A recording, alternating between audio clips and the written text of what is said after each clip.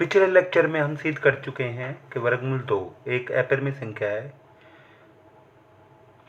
उसी तरह से वर्गमूल 3, वर्गमूल 5, वर्गमूल 7, आपको वर्गमूल 2 का अगर आपको सॉल्यूशन आता है कि यह अपरिमेय संख्या है, तो वर्गमूल 3 हो, चाहे वर्गमूल 5 हो, चाहे वर्गमूल 7 हो, सेम इसी तरह से ही होगा। ठीक है। अब मेन चीज़ है ये अपरिमेय संख्याएं हैं। ठीक है, ये हम सिद्ध कर सकते हैं आसानी से। ठीक है, अब इसका एप्लीकेशन लेंगे। जैसे 10th एग्जाम्पल है, उदाहरण 10। उसमें कह रहे हैं so that 5 minus root 3 is rational. सिद्ध कीजिए कि दर्शाइए कि 5 घटा वर्गमूल 3, दर्शाइए कि 5 घटा वर्गमूल 3 एक अपरिमेय संख्या है। तो हमें ये तो पता है कि वर्गमूल 3 एक अपरिमेय संख्या है, तो 5 घटा वर्गमूल 3 भी एक अपरिमेय संख्या है। तो इसको हम कैसे दिखाएं? ठीक है, तो सिंपली हम इसको हल कह लेते हैं या प्रूफ कह लेते हैं, जो भी है। तो हम वही सेम, यदि संभव हो तो, लेट इट पॉसिबल, यदि संभव हो तो 5 घटा वर्गमूल 3 एक परिमेय संख्या है। एक परिमेय संख्या है तो इसका मतलब क्या है? 5 घटा वर्गमूल 3 बराबर a/b के फॉर्म में लिख सकते हैं, जहाँ b क्या है? एक अशून्य राशि है। जहाँ b एक अशून्य राशि है, वह HCF ऑफ, हम ये डेफिनेशन तो लिखते हैं, f a और b एक है और a b वह क्या है? धनात्मक पूर्णांक। तो वैसे ही सेम। ठीक है, अब हम वर्गमूल 3 को जानते हैं कि वर्गमूल 3 एक अपरिमेय संख्या है या परिमेय है, जो भी है। तो हम वर्गमूल 3 को ही एडजस्ट करने की कोशिश करते हैं। तो 5 घटा a/b बराबर वर्गमूल 3। 5b घटा a, इसको b से इससे गुणा किया, फिर माइनस से बराबर वर्गमूल 3। अब क्या है?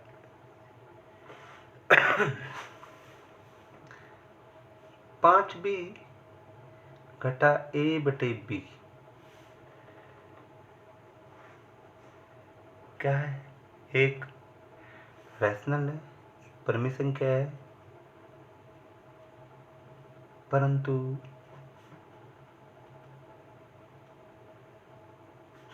परिमेय आएगा, गलत लिख दिया। एक परिमेय संख्या है। 5b घटा a/b मतलब ये बटे की संख्या है, कहने में एक परिमेय संख्या है, परंतु वर्गमूल 3 एक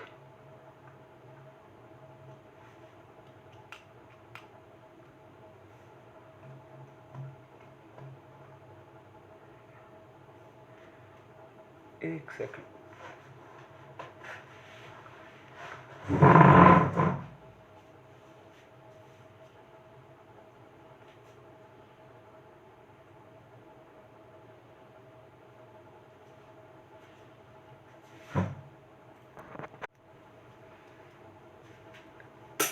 परंतु वर्गमूल 3 एक अपरिमेय संख्या है।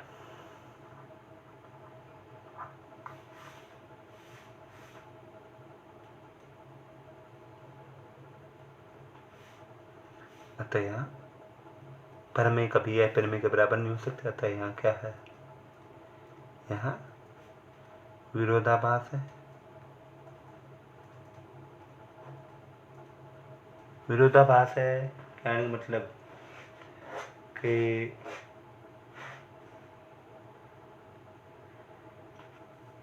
मतलब ये विरोधाभास है, तो विरोधाभास क्यों है? जो हमने माना था वो गलत है, ठीक है, अतः विरोधाभास है। इसलिए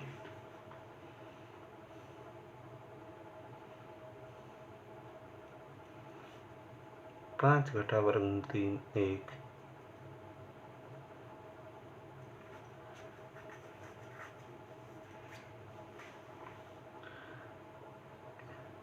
अपरिमेय संख्या है।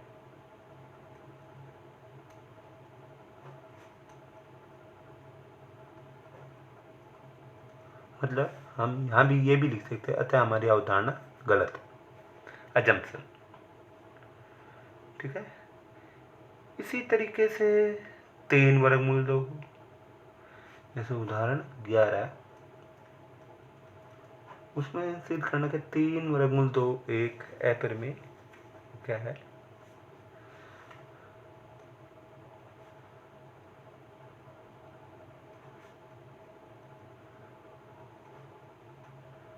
तो उसको भी हम ऐसे कर सकते हैं कि यदि संभव हो तो सेम ऐसे, यदि संभव हो तो 3 वर्गमूल 2 एक अपरिमेय संख्या है, तो 3 वर्गमूल 2 को हल फिर ऐसे करेंगे, यदि संभव हो तो, यदि संभव हो तो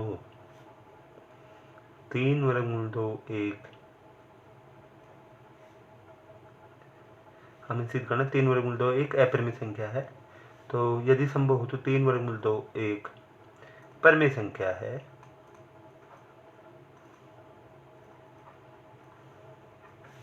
तो 3 वर्गमूल 2 को हम a बटे b की फॉर्म में लिख सकते हैं, जहां b क्या है? नॉन जीरो, ठीक है। और हम सीधी बात, a और b क्या है? पूर्णांक। a और b क्या है? पूर्णांक। a और b सहभाज्य संख्याएं, सहभाज्य पूर्णांक। बात खत्म। सहभाज्य बता दिए, कॉप्राइम नंबर, जो यहाँ हम यही चीज लिखे वही चीज है, ठीक है। तो वर्गमूल 2 बराबर a बटे 3 b, a बटे 3 b एक क्या है? बटे की संख्या है, तो परिमेय है, परिमेय संख्या है, परंतु वर्गमूल 2 एक क्या है? अपरिमेय संख्या है।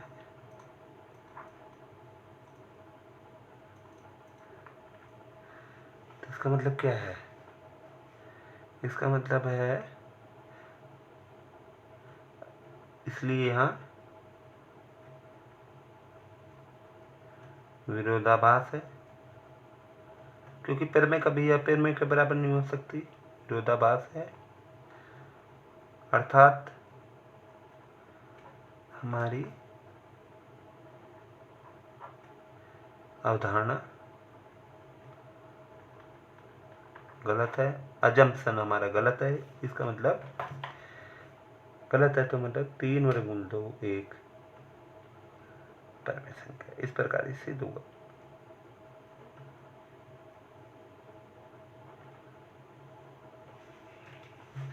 ठीक है।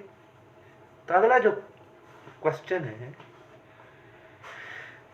प्रश्नावली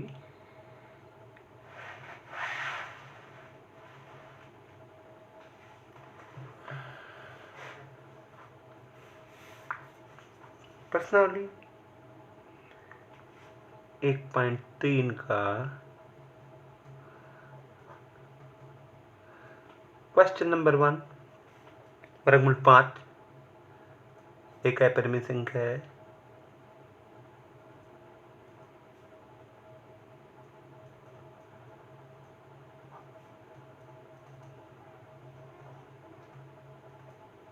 तो सेम कैसे? सेम कैसे? एग्जाम्पल सेम, एग्जाम्पल कौन सा था? परिमेय 1.4, सेम थ्योरम 1.4, सेम एज। अच्छा, सेकंड क्वेश्चन है, वो करके दिखा देते हैं। क्वेश्चन 2, 3 जमा वर्गमूल 2, 3 जमा 2 वर्गमूल 5, सॉरी, एक अपरिमेय संख्या है।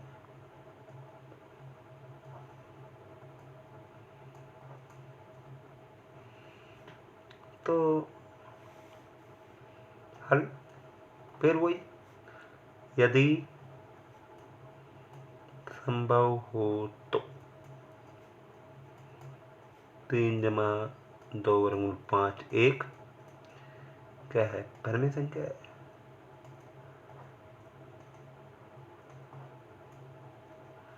तो कारण परिमेय है तो 3 जमा 2 वर्गमूल 5 बराबर a बटे b, जहाँ b शून्य है वह a और b सह अभाज्य पूर्णांक, कोप्राइम इंटीजर, पॉजिटिव सह अभाज्य पूर्णांक, धनात्मक पूर्णांक, बात तो वही पॉजिटिव।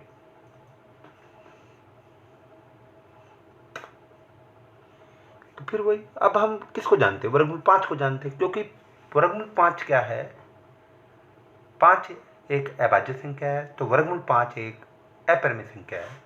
तो कहने का मतलब क्या है, वर्गमूल 5 को हम जानते हैं क्या है क्या नहीं। तो हम सिंपली इसको क्या करें, 3 घटा a बटे b बराबर 2 वर्गमूल 5 आ गया, इसका मतलब ये। और 3b घटा a बटे b बराबर 2 वर्गमूल 5, 2 को यहाँ ले आएंगे तो कहने वाले ये आ गया। इसका मतलब क्या हुआ, इसका मतलब हुआ फिर वही 3b घटा a बटे 2b एक परिमेय संख्या है, परंतु वर्गमूल 5 एक अपरिमेय संख्या है।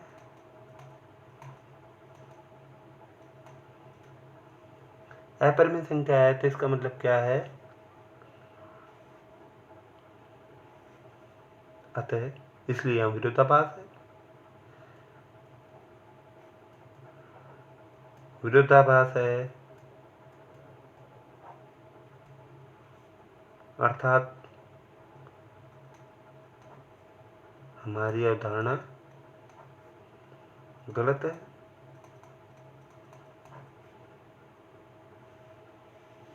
सॉरी, पिछले में हमने हमारी अवधारणा गलत है, कहने को हमारी अवधारणा गलत है, ठीक है। तो मतलब हमारी अवधारणा गलत है, तो कहने का मतलब जो हमने माना था वो गलत है। तो हमने माना क्या था, एक परिमेय संख्या है, तो इसका मतलब क्या, 3 जमा वर्गमूल 2 वर्गमूल 5 एक अपरिमेय संख्या है।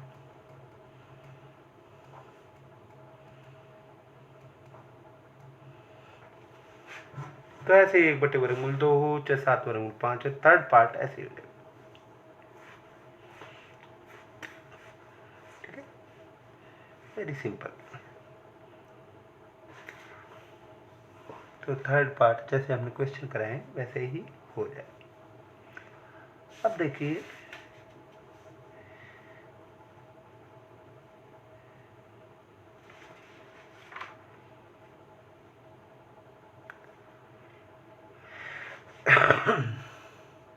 क्वेश्चन 3,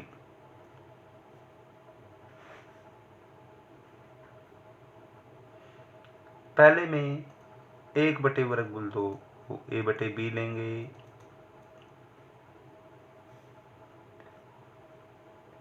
तो 1 बटे वर्गमूल 2 को नहीं जानते, परंतु वर्गमूल 2 को हम जानते क्या है, तो वर्गमूल 2 बराबर b बटे a हो जाएगा। जैसे जहाँ हम लिखते हैं b नॉन जीरो, इस तरह से हम करते हैं, ये भी ऐसे ही हो जाएगा। जैसे कि हमारा उदाहरण 11 है, उदाहरण 11 की तरह फिर दूसरा भी 7 वर्गमूल 5,